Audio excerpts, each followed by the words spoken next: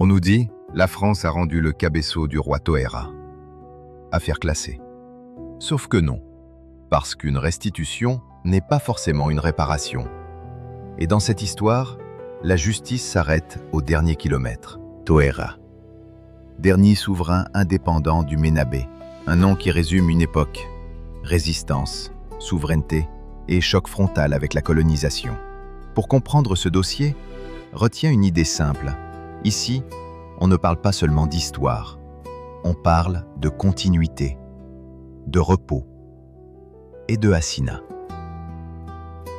29 août 1897. Ambiki.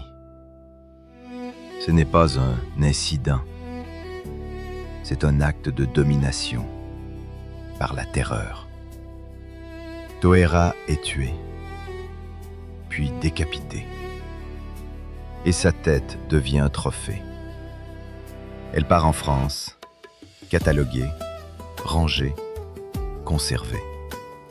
La violence ne se limite pas à tuer un roi, elle casse une chaîne. Car un roi sans repos funéraire complet, c'est une mémoire sans apaisement. Pendant des décennies, la blessure reste ouverte. Puis vient le combat des héritiers, démarches, recherches, identification. Des tentatives scientifiques, dont l'ADN, ne suffisent pas à clore le débat. Et la tradition, elle, continue d'exister. Quand la science ne conclut pas, la communauté n'abdique pas pour autant. Fin 2023, tournant majeur.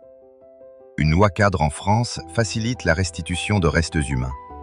Un comité scientifique conjoint est mis en place, un rapport est rendu et un décret en avril 2025 autorise la restitution. Sur le papier, c'est historique. Et ça l'est.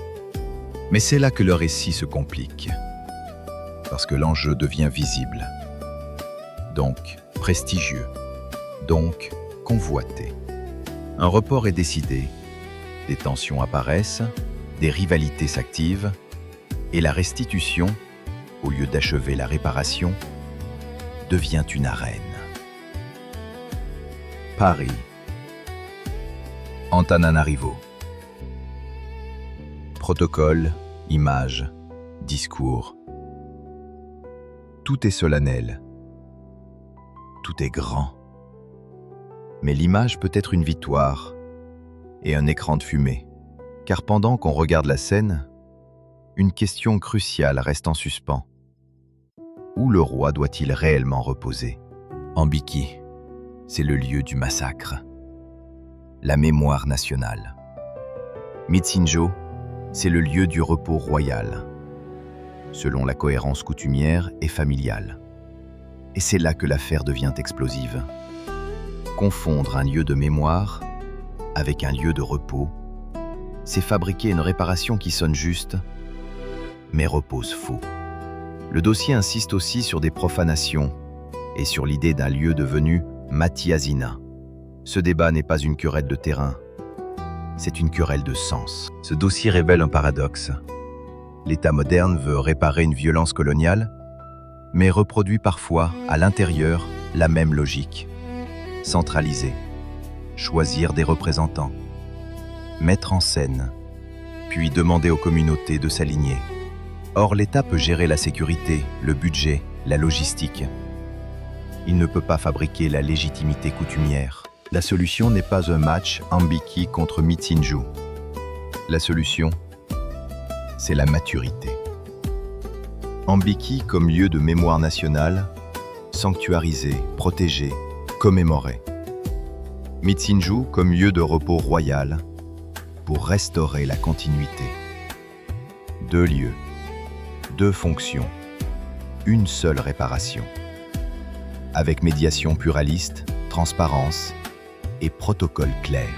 La France a rendu un cabeço. Très bien. Mais Madagascar doit maintenant terminer la justice. Parce que rendre n'est pas réparer. Dis-moi en commentaire, une restitution peut-elle être considérée complète sans cohérence coutumière? Et si ce travail t'intéresse, abonne-toi et lis l'article complet.